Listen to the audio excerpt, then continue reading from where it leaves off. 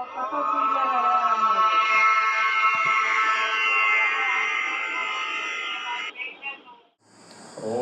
सरस्वती महाभागे विद्ये कमललोचने विद्यारूपी विशालाक्षी विद्यां देहि नमोस्तुते। ओम श्री सरस्वत्यै नमः। ओम नमो भगवते वासुदेवाय। मित्रों, आज हम पाठ संख्या 8 की तरफ बढ़ते हैं, जिसमें ग्रहों की शत्रुता मित्रता पर विचार करेंगे। ग्रहों की जिस प्रकार मनुष्य आपस में किसी से मित्रता, किसी से शत्रुवत, किसी से तटस्थ यानी सम व्यवहार करता है, उसी प्रकार ग्रहों का भी आपस में शत्रुता, मित्रता, तटस्थ होना, इस तरह का संबंध बनता है। अब इसमें दो तरह से शत्रुता, मित्रता और तटस्थ देखा जाता है। नंबर 1, नैसर्गिक शत्रुता मित्रता। सूर्य, मंगल, बुध, गुरु, शुक्र, शनि, इनकी मूल त्रिकोण राशि और स्वराशि समान है, किंतु उनकी अन्य राशियां भी स्वराशि हैं। सूर्य और चंद्रमा के अतिरिक्त बाकी 5 ग्रहों मंगल, बुध, गुरु, शुक्र, शनि की 2-2 राशियां होती हैं। सूर्य की एक ही राशि सिंह पर आधिपत्य होने से मूल त्रिकोण राशि व स्वराशि समान होती है। चंद्रमा इसका अपवाद है। चंद्रमा की कर्क स्वराशि है, जबकि उसकी मूल त्रिकोण राशि वृषभ है। चंद्रमा इसलिए इसका अपवाद है, लेकिन स्वराशि के तौर पर कर्क राशि पर ही चंद्रमा का आधिपत्य है।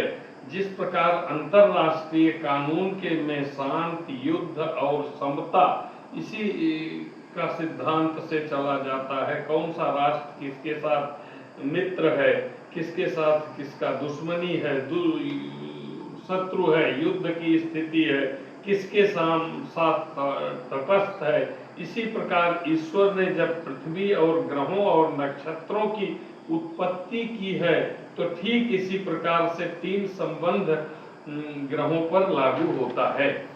ग्रह अपनी स्वराशि, मूल त्रिकोण राशि में स्थित होने पर मुदित यानी प्रसन्न अवस्था में होता है और अच्छे परिणाम देता है। इसके अतिरिक्त ग्रह अपनी मित्र की राशि में भी बैठा है, स्थित है, तो भी प्रसन्न अवस्था में होने से अच्छे फल देता है। यही फल कथन के विषय में ग्रहों की नैसर्गिक मित्रता, शत्रुता और समता जानना आवश्यक हो जाता है। अब नैसर्गिक ग्रहों के विषय में, जैसे सूर्य, चंद्रमा, मंगल और गुरु आपस में मित्र हैं, जबकि शुक्र और शनि आपस में मित्र हैं, किंतु बुध जो है वो दोनों तरफ से शत्रु और मित्र है। इस तरह से सूर्य के साथ चंद्र, मंगल, गुरु मित्र है, शुक्र, शनि शत्रु है, बुध सम है। चंद्रमा के साथ सूर्य और बुध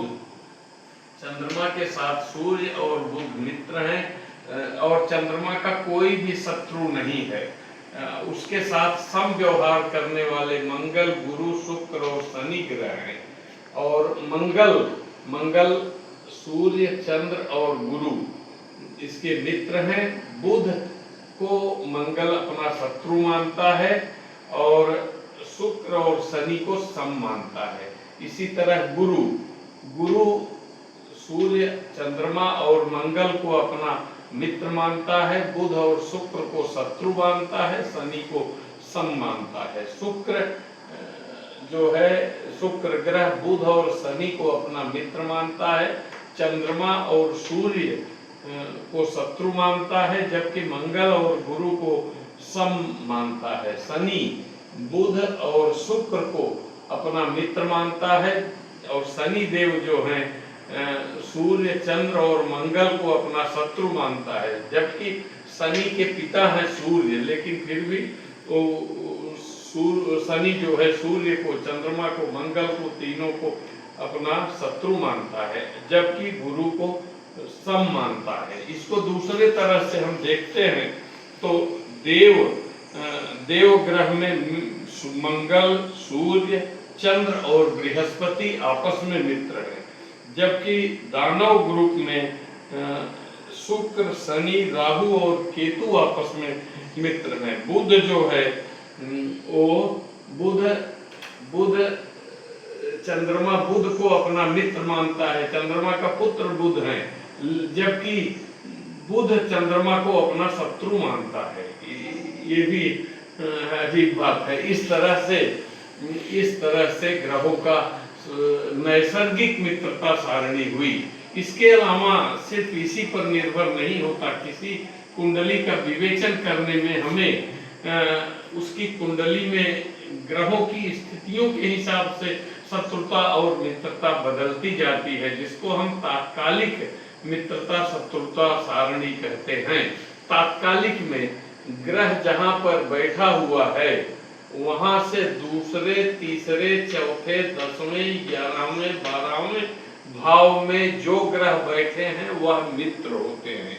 मतलब ग्रह जहां स्थित है वहां से दूसरा, तीसरा, चौथा, 10वां, 11वां, 12वां भाव में स्थित ग्रह उसके मित्र होते हैं, जबकि तात्कालिक ग्रह जहां बैठे हैं वहां से पहला, 5वां, 6वां, 7वां, 8वां, 9वां भाव में स्थित ग्रह आपस में शत्रु होते हैं।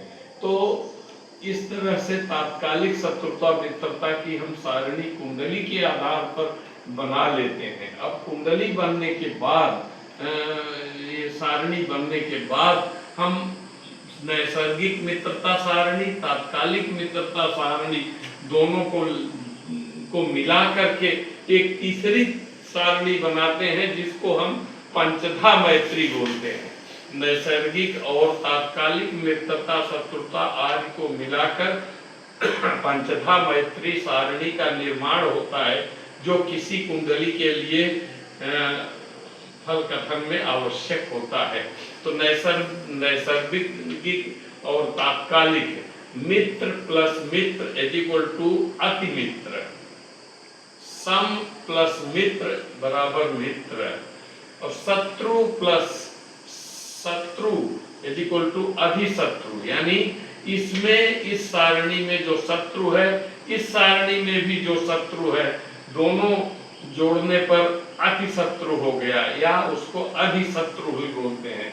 या सम प्लस शत्रु, सम एक सारणी में कोई ग्रह सम है, दूसरे में शत्रु है, तो वो शत्रु ही होगा। इस तरह से 5 स्थितियां होती हैं। इससे हम पंचधा मैत्री का निर्माण करके फिर फल कथन देखते हैं। ये तो रही ग्रहों की शत्रुता मित्रता। अब इसी आधार पर कुंडली में ग्रहों की स्थिति के अनुसार से कौन सा ग्रह शुभ फल देगा, कौन सा ग्रह अशुभ फल देगा, ये हम इस निर्णय पर पहुंच जाते हैं। ये शत्रुता मित्रता सारणी के विषय में इतना ही। ऐसे इसको याद अगर न कर सके तो इसके लिए नियम है। ग्रह अपनी त्रिकोण राशि से अमुक भावों में स्थित ग्रह उसके मित्र होते हैं, और पर्टिकुलर भावों में रहने वाले ग्रह उसके शत्रु होते हैं। हम नियम से, फार्मूला से भी इसको निकाल सकते हैं। फिलहाल ये सारणी रेडी है, जो कि जिससे हम अपना काम कर सकते हैं। धन्यवाद।